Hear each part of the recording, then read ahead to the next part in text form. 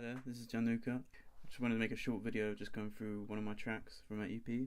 This is the last track. You'll notice that this project is very messy and scrambled up. I actually do my production process in 3 projects. I'll start with this one, which is the main project. I'll do all the sound design arrangement in here. When all that's done, I'll move on to a mixing project, a mixing and mastering project, where I basically freeze and bounce everything here into audio so that it just, because as you can see right now, my CPU's, even without it not playing, is peaking at around 45 to 50. When I do that, when I bounce and freeze everything, it brings it down to like around 10. And then the final project is when I bring all the tracks together. But yeah, for now, we're just going to go through this project. The main element of this track is the weird melody that kind of starts off. This is actually where I started the track. So this was made in 4-track, which is basically a plug-in version of a 4-track recorder. It basically does all the same things as a 4-track, except it's literally just a plug-in. What I've done in this case is I think I put a guitar sample that I recorded in, and then reversed it, and then pitched it down, and it kind of made this really cool, weird, reversed melody that kind of works. That's how I made that, that's how I started the piece. So next here we have the bass. This is the bass I use pretty much on all my tracks. It's a Simplant patch that I made probably around a year ago now. It's basically just a saw, but what I've done in this case is I've split it into, this is what I do with the patch every time I use it. I split it into the sub elements. You can see here I've cut down, I think this is around 367 Hz. It's actually kind of high for what I'd normally do it. And then I have the upper element here. The main reason why I do this is so if I want to change the sound of the bass, most of the tonality of it comes in these upper frequency zones. So you can see here I've added this max differential distortion and a movement. If I take them off,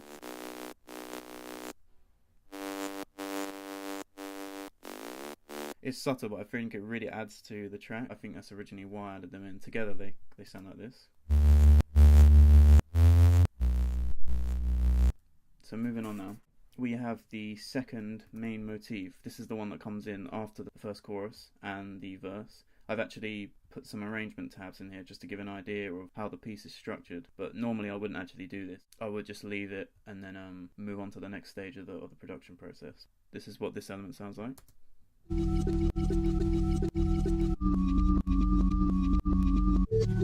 And it's difficult to tell exactly what I've done here because this is just a bounce of what I was originally working on, but I do know that this would have been a variation of the original melody that we discussed previously. Most likely I would have put it in something like Cataract. Moving on, we have just this layer.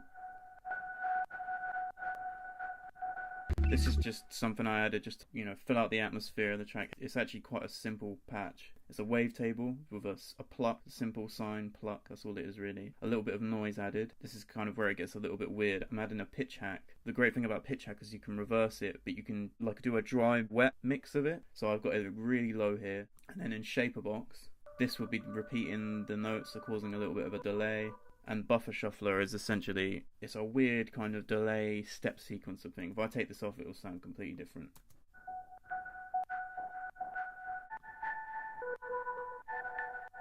It pretty much just delays the signal, but I've got it set to dice here, so every delay is random. So every time the patch plays, it's always going to be different, and I try to do that a lot when I'm producing. So I guess the final core main instrument of the track is the bit that can be heard at the end of the track. It sounds like this. And I can quickly show you how I made that because it was quite simple. There's this device called Super Slow Audio. It's a Max for Live device. And basically what it does is it freezes audio at certain places and then plays back that audio in like a frozen state. Literally what I did here was send the original loop through this device. So this is the original loop. If I then add this device in,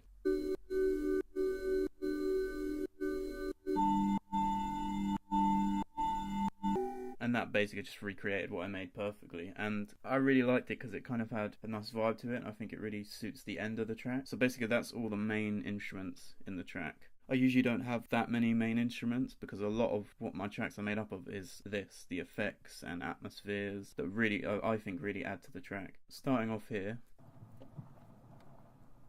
this is the recording of me getting out of the car right at the end. There's also another similar one of me going into the car that we heard in the beginning of the first track. For this EP, I wanted to do something that I haven't really done before and try and record a lot of my own field recordings. You'll hear them throughout the EP of like people chattering. In the second track, you can actually hear me talking to my mate as I'm recording, which I thought kind of added to the atmospheric tone of the piece. There's no particular reason as to why I wanted to do this. I just thought it would sound good. I like the idea of going out into some woods and recording some random stuff. So what you'll see in this section, there's a lot of transitions, atmospheric elements like this. This patch is quite cool because there's a lot going on, but the original audio is quite simple. It's similar to the patch I described previously. It's just a simple plot. In this case, I used a vocal signs wavetable. It has a probability ARP. I don't actually know exactly what this thing is doing. I think it's just an arpeggiator that just does random arpeggiations. Again, I like randomness, so this is just a scale device to keep the instrument in tune with the track. I've used pitch hack and reverse the whole signal this time. An imager, likely because for these atmospheric elements I prefer them to be wider. Again, shaper box. Oh, and an LFO here. These are two LFOs. One is mapped to this dial and the other to this dial here, and basically what they're doing is this device is creating a combination of those two LFOs, and this is going to the reverb send. So you can hear there that the reverb is changing. I just thought it sounded cool. I like experimenting with devices and see how I can manipulate them to make something cool, and this is an example of that. This is another 4-track layer of random sounds and loops of things that I've recorded. More noisy stuff, just to fill out the upper frequencies. You can hear there's loads of things happening. There's pitch automation, and there's actually a drum loop in there if you listen carefully. As it's going up and down in pitch, it's changing the timing of the loop, which is kind of cool. I like that effect. I will commonly use stuff like 4-track and Iota, which is another really good device to just add layers in. The original main instruments, they sound good on their own, but once you start adding in all these extra elements, the track starts to have its own kind of life or vibe, and that's something I like to incorporate a lot. A lot of the extra layers and stuff that I've added in, such as this, they're usually just manipulations of the original loop. I try not to overcomplicate things, and because it's easy to, especially with the music I make, it's easy to do that. But I think in this case, I use the plugin Mosaic, which is, it's like a concatenative sampler, I believe. And basically what it does is, it's kind of a weird process, but you bounce the samples down that you're working on, put them in a folder, go into the Mosaic plugin, and then find that folder, and it plays back those samples at random rates. So in this case,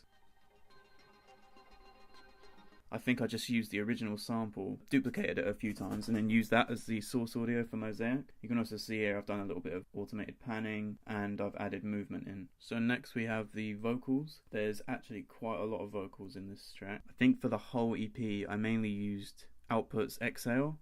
And what I'd do is I'd make like a MIDI loop, bounce it, and start chopping up and reversing the loop that I've made. So you can see here there's loads of just chopped up samples. These are all just samples that are like placed, not randomly. They're obviously in time, but and the original, when I was making this, they would have been random until I come up with something that was interesting. I really wanted to make something that was unique. I think I did a good job of it here. And you can also see on the bus of the vocal channel, there's a lot of processing. The reason why is because all these samples originally, they didn't sound like they were from the same world. Like if I take off all this processing I've done here,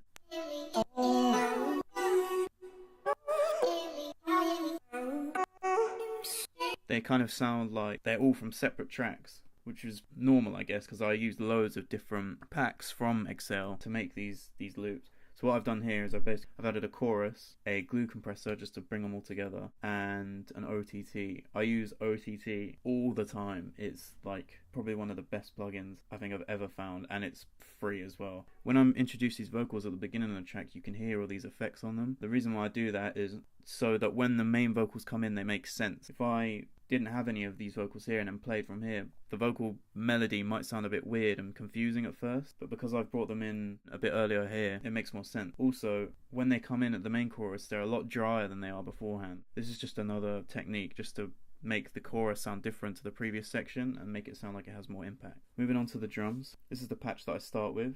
we have a polyrhythmus here. This is basically just a step sequencer that programs polyrhythmic patterns. The reason why I use polyrhythmus as opposed to just programming MIDI is because I don't really enjoy the process of moving around MIDI clips all the time. It just gets tedious after a while, and I like using this polyrhythmus device because it makes things that I wouldn't be able to make normally in MIDI, which is the main reason for why I use that. For drum sounds, basically I have this master drum track. It has all my kicks, all my snares, all my hats, all my percussion in one massive sampler. And what I can do here is take this percussion instance, for example. All my percussion sounds are in this instance here. And what I can do is map a parameter to this chain selector.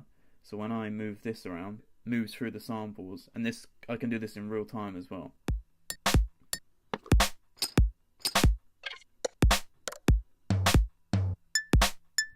So instantly, I can quickly change the vibe of the track. The reason why I do this, just simply for just workflow, I feel like if I sit down and try and manipulate samples for too long, I'll get used to the sounds and then it just won't sound interesting to me anymore. When I do it this way, I can quickly select samples. If I don't like it, I'll move on quickly until I have a vibe that works well with the original loop that I'm working on. What I'll then do, once I have a decent little loop going on, I'll split this into kick and then the rest of the drums. The reason why is because I do a lot of sidechain in my tracks. I need a separate kick track that can be sidechain too, which you can see here. It's going to the kick.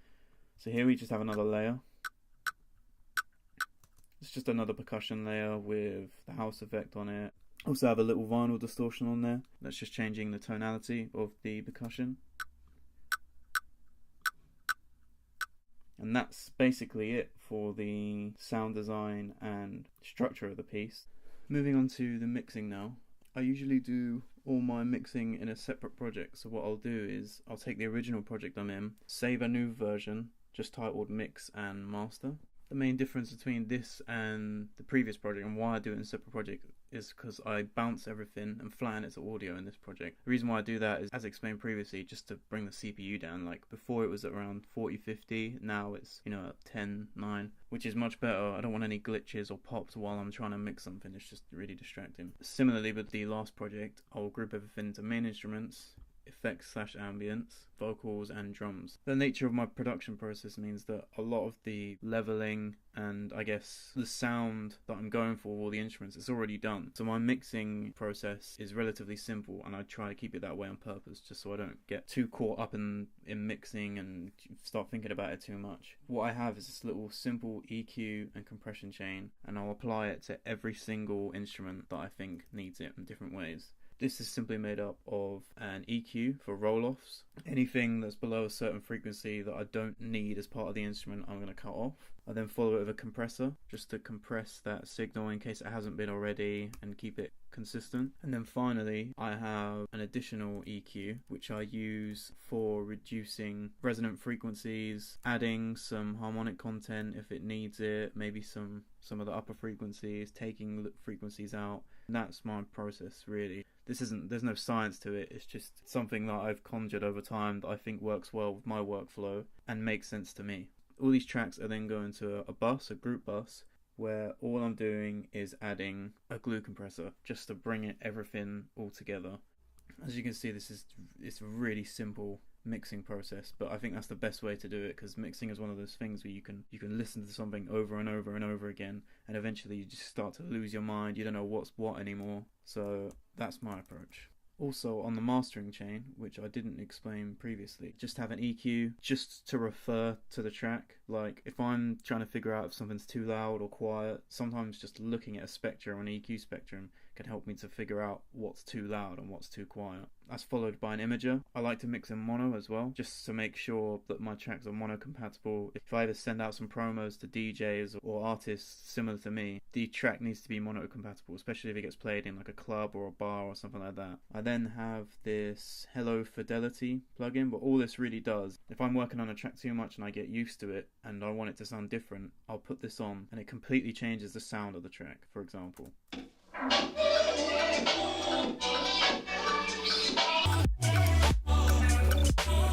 The only reason I do that is literally just to make this track sound different if I'm getting used to it and making poor judgments or anything in that nature. This is followed by a mix checker, which is similar to the high fidelity, but basically what this is it emulates different audio systems. I think the best way to get a mix is making it sound good on all systems, but I might not necessarily have access to all those systems at a present time, so this plugin really helps for that. Finally, we have my mastering chain. I will put it out there that I'm no way a mastering engineer. This is just something that I use to finalize my tracks. I'm not too keen on paying for it, plus I enjoy doing it as well. And this particular chain is one that I've developed over the past 3 years. I've just continually added things that are more appropriate for me, but it is still pretty basic, and I'll go through it now. I start with a utility. All I'm doing here is changing peaks of the track to -6 dB. This is just so I have a bit of headroom for mastering. We then start with an EQ. This is just a simple roll off at 30 Hz and then up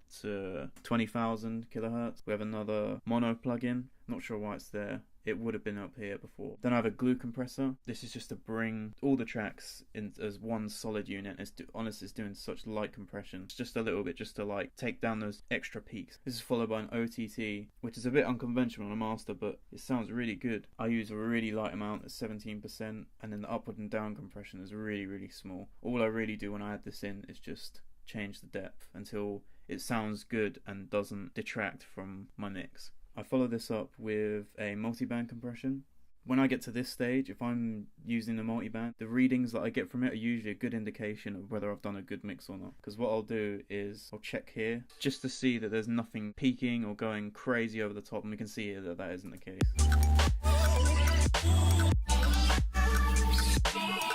It's relatively smooth. Which brings me on to another point. Why do I mix and master in the same project? Well, the main reason is if there is something peaking, I don't want to just compress it more, because then it's going to compress the whole track. Say it's a snare that's a little bit too loud, I can easily go back to the drums, turn it down a little bit, and then go back. There is a problem of, if you do this, you can get into a process of just continuously going back and trying to change things, but I usually find I don't do this. If there is something peaking, I'll turn it down, and then that's it. It'll be fine, it's sorted. But I could see it being a problem for other people to master in the same project, but this is just what works for me. Another indication of whether the mix is good is, see here, the volumes of the different frequencies will be at different stages, which are consistent normally for like a good mix. The lower frequencies will be a bit further down, then the mid frequencies will be higher, these higher frequencies will be low, and these upper higher frequencies will be even lower. And you can see this if I just play the track back.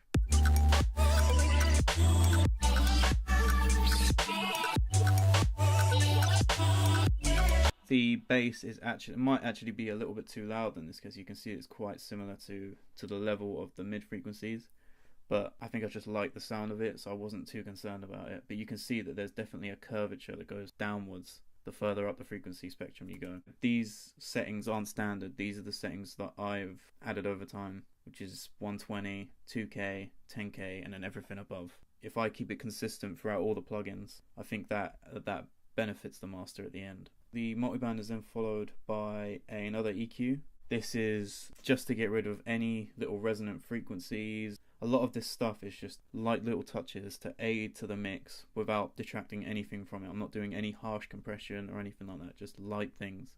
Finally, we have a limiter and a loudness meter. This loudness meter is in LUFS. It says LKFS, but really it's LUFS. So my approach here is just to limit the track until it's peaking at around -12.5. The reason why -12.5 is because for this EP I aimed for -12 on the average LUFS level. I would have done it to -14, which is the spot of my standard, but I just wanted to make it a little bit louder. This brings me on to my next point, which is on the track masters, I've only limited them to -12.5, and there is a reason for this, which I'm going to explain now.